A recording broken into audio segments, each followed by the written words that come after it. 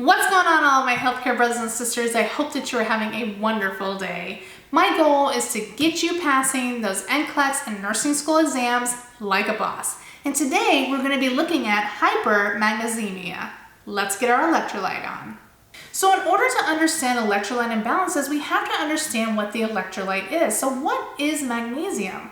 Well, a normal range for magnesium is between 1.8 to 2.6 milliequivalents per liter. And the main functions of magnesium is 60% of magnesium is stored in bones and cartilage. So we have skeletal muscle contractions, specifically in our uterus and heart. Those are the two organs that are greatly impacted by magnesium. It helps immune system support, regulates blood glucose levels, as well as carbohydrate metabolism.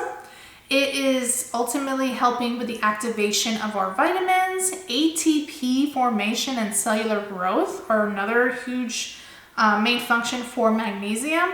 And it has a direct relationship with calcium. Like we talked about before in our calcium series, magnesium and calcium are best friends. When one goes up, the other one is going to go up. Whereas with phosphorus, they are not best friends. So if phosphorus is low, calcium and magnesium will go up. Whereas with phosphorus is high, magnesium and calcium will go down. So what is hypermagnesemia? Hyper means high. Magnesemia means magnesium in the blood. So we're going to have high magnesium in the blood. So we're going to have high serum magnesium levels. That's going to be more than 2.6 milliequivalents per liter. And there's a couple of causes that occur with hypermagnesemia. The first being an increase in magnesium intake. So magnesium containing antacids and laxatives, if we're taking a whole bunch of those, you're going to see an increase in our magnesium levels, as well as excessive administration of magnesium intravenously. So if we have hypomagnesemia and we're giving a whole bunch of magnesium, we can ultimately send the patient in the other direction, which is why we correct it so slowly. And our last category you'll see with hypermagnesemia is a decrease in renal excretion of magnesium as a result of renal insufficiency. So the kidneys play a huge role when it comes to electrolyte regulation, as you've seen with a lot of our electrolyte discussions. One thing that I want you to take away from this is that hypermagnesemia is not as common as hypomagnesemia. So you're not going to see this a whole lot, but you could see this dependent on what the cause of hypermagnesemia is. So what is our patients going to look like? What are our patient presentations going to be? Well, again, if we've got too much magnesium in the blood, the body is going to be unable to maintain order and everything is going to slow way down. So if we have hypomagnesemia, everything's going to speed up. Hypermagnesemia, everything's going to slow down. So with the cardiovascular system, we're going to see bradycardias, hypotension due to massive vasodilation, as well as cardiac dysrhythmias, such as cardiac arrest, if that hypermagnesemia is severe enough. When it comes to our respiratory system, we're going to have respiratory insufficiency when the skeletal muscles of our respirations are involved. So we're going to have slow respirations. Neuromuscular system, we're going to have diminished or absent deep tendon reflex. That is an NCLEX tip. Make sure that you know that. If everything's slowing down, then we might not have, or if we do have, very diminished deep tendon reflexes. Skeletal muscle weakness. Everything is weak. Everything is slow.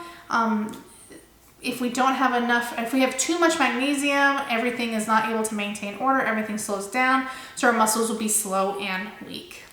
When it comes to our gastrointestinal system, again, hypoactive bowel sounds. Everything is slow. Central nervous system, we're going to have drowsiness, lethargy that progresses ultimately to coma if we don't start correcting this excessive magnesium in our blood.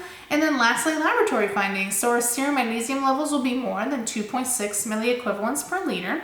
And we're going to have electrocardiogram changes such as prolonged PR intervals as well as widened QRS complexes. So what are we going to do? How are we going to help our hypermagnesemia patients? Well, we're going to give a magnesium antidote. Calcium gluconate is the antidote for magnesium overdose. We can also give calcium chloride to help reverse the effects of magnesium specifically on our cardiac muscle. We can provide diuretics. Diuretics are given to increase renal excretion of magnesium, specifically our loop diuretics. And we can also discontinue medications that cause excessive magnesium, such as our laxatives and our antacids.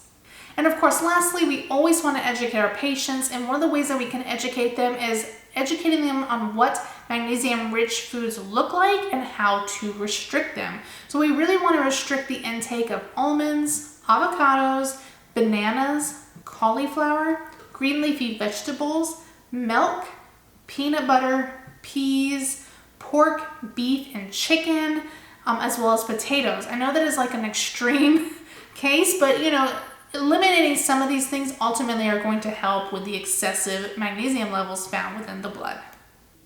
I hope that this video was helpful for you in passing your nursing exams like a boss. If you have any questions, please feel free to leave them down below. I love answering your questions. Make sure that you follow me on my social media. I'm on Facebook, Instagram, and Twitter, as well as here on YouTube. Make sure that you subscribe as well as like this video. I also have a website at www.nursecheung.com where I will have NCLEX style questions as well as additional resources with each of my videos. So make sure that you check that out. But until next time, I hope that you're having a wonderful day, and I will speak with you all again soon. Bye!